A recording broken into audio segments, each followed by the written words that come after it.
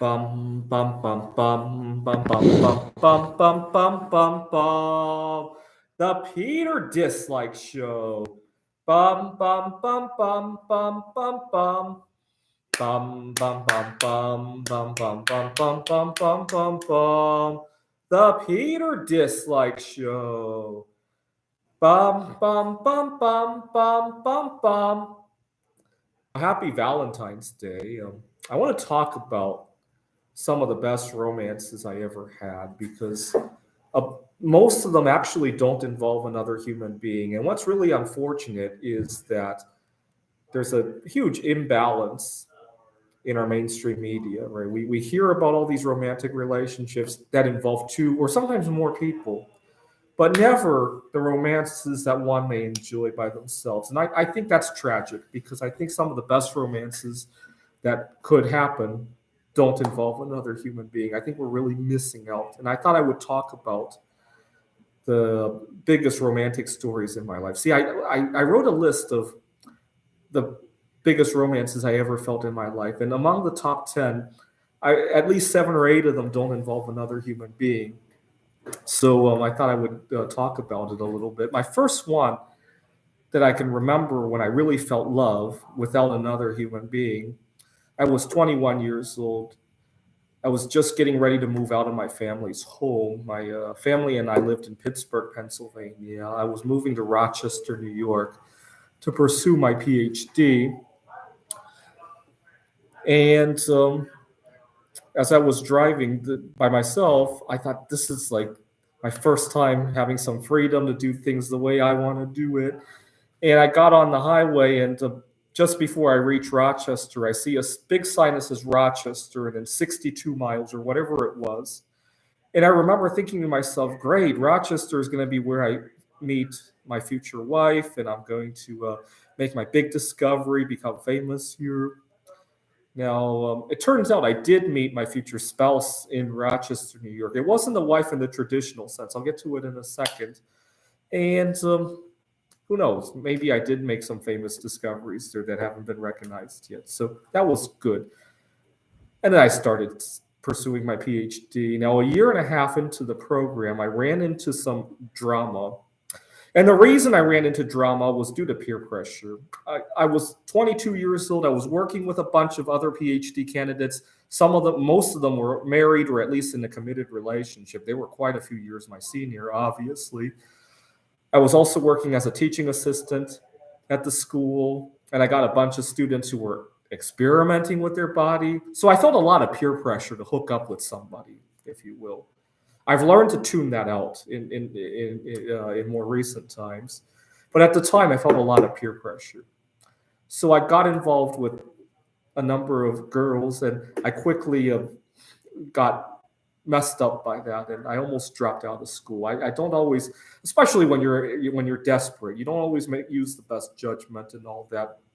Almost dropped out of school, and I before I knew it, I was forced out of that relationship, obviously, because I still wanted my PhD.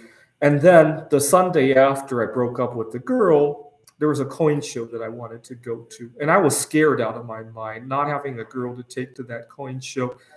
And I got sick as a result, if I remember correctly, that weekend. I woke up on Sunday morning, and for some reason that I still cannot explain to this day, I decided I still wanted to go to that coin show.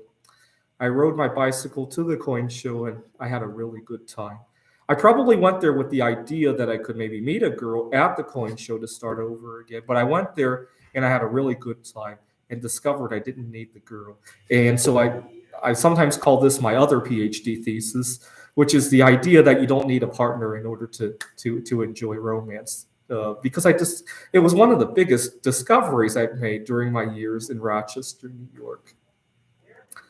And so for the next 2 years until I graduated, that was the kind of dating life that I had. I did everything without the girl, and I enjoyed it. The problem is that sometimes other people don't see it the same way, and it creates a lot of friction, right?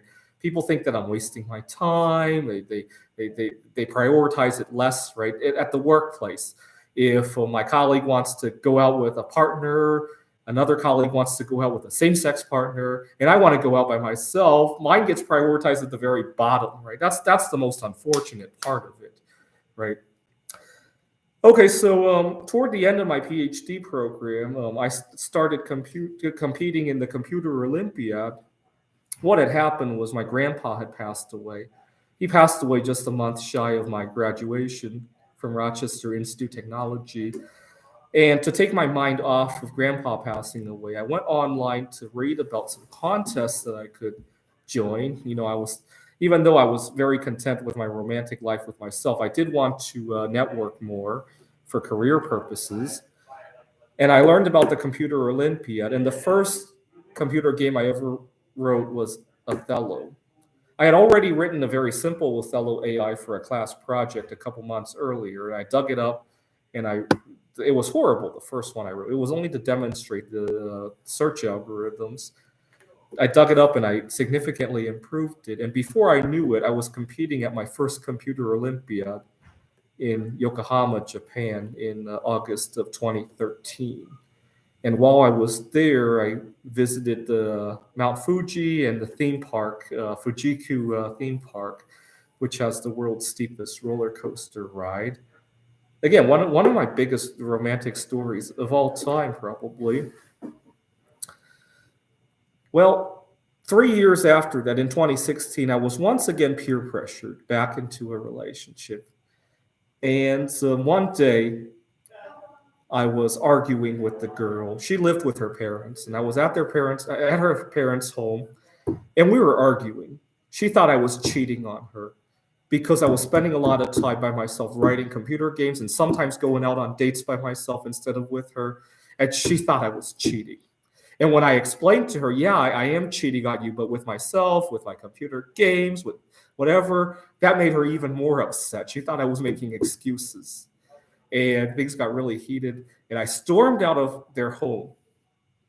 Now, when I got into my car, I got lost and confused. You see, I only lived 4 miles away from her parents' home, but I was so lost and confused that I ended up driving. We were living in Seattle. I ended up driving to Ellensburg.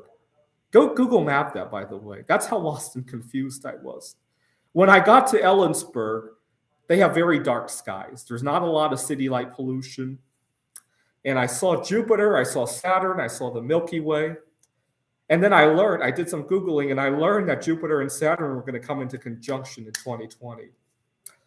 And so I remember thinking to myself, that would be a great time to propose to somebody. Maybe not to this girl that I just stormed out of her home from, but so that would be a great time to propose to somebody.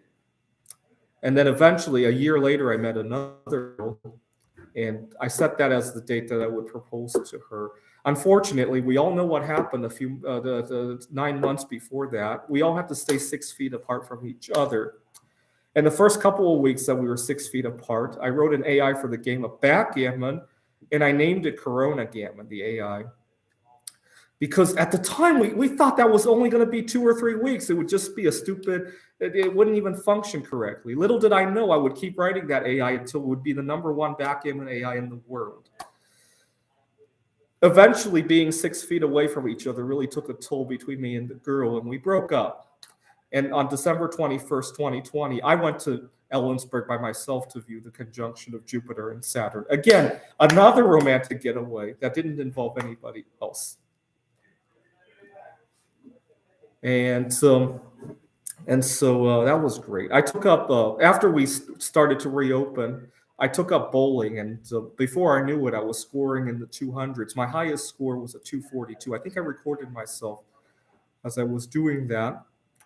Again, I never took a girl to the bowling alley with me. It was always me by myself, enjoying my best life. In August of 2022, I made a shocking discovery. What had happened was I was tutoring a high school kid in AP chemistry. And for his class project, he was showing the rarity of all the elements in the universe, in the Earth's crust, and all that. And I wanted to see what was the rarest element there was and how much it cost. Maybe it would be a good investment. So I was looking at a chart, how rare and how much it cost. And I discovered that bismuth is almost as rare as gold and only 1/5000th of the price. right? It's barely more expensive than some of the base metals, which are thousands of times more common. And so I bought a 10-pound bismuth bar just from reading that. I didn't even read anything more. I just bought a 10-pound bismuth bar, just thinking I'm going to sit on it. And so after the bar had arrived, I did some Googling and I discovered I could make crystals out of them. And so on August 29th of 2022, I made my first round of bismuth crystals. And so again, another romantic getaway from me. Now, in January of 2023, I was very upset that I was getting a ton of dislikes on my video.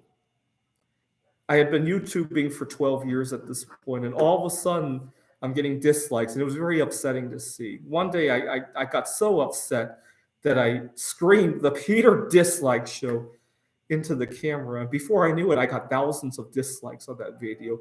And then it hit me. Maybe I could try going for becoming the most disliked channel in all of YouTube history. And so I turned on the camera and I sang the Peter Dislike jingle. And so that's the jingle I've been using for the last 13 months now. So yeah, you see, not all of these romantic getaways. Unfortunately, you'll never see this on mainstream media, right? Right now, everybody's talking about Taylor Swift and Travis Kelce. I guarantee you, both of them have had even bigger romantic life stories that never involved another person. Of course, it's not very sensational to talk about. Unfortunately, we sensationalize romantic love stories between two people. I'm really looking forward to the day. I remember when I was a kid,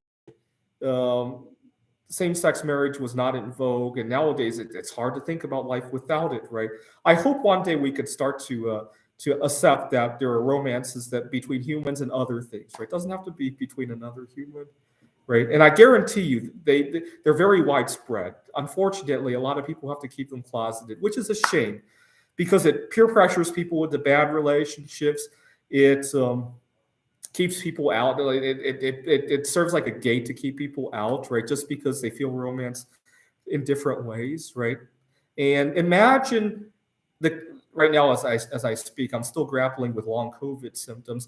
Imagine the cure for long COVID is in the mind of somebody who holds romances with other things besides humans, but they're kept out of the mainstream society, right? And never allowed to publish that cure, right? I guarantee you there's a lot of good stuff that's in the heads of these people that will never be able to publish it, right? It's a big loss for everybody. This is the Peter Dislike Show. Bum, bum, bum, bum, bum, bum, bum, bum, bum, bum, bum, bum. The Peter Dislike Show. Bum, bum, bum, bum, bum, bum, bum. Bum bum bum bum bum bum bum bum bum bum bum bum. The Peter Dislike Show. Bum bum bum bum bum bum bum. Please support by leaving a dislike. Bum bum bum bum bum bum bum bum bum bum bum bum. The Peter Dislike Show. Bum bum bum bum bum bum bum.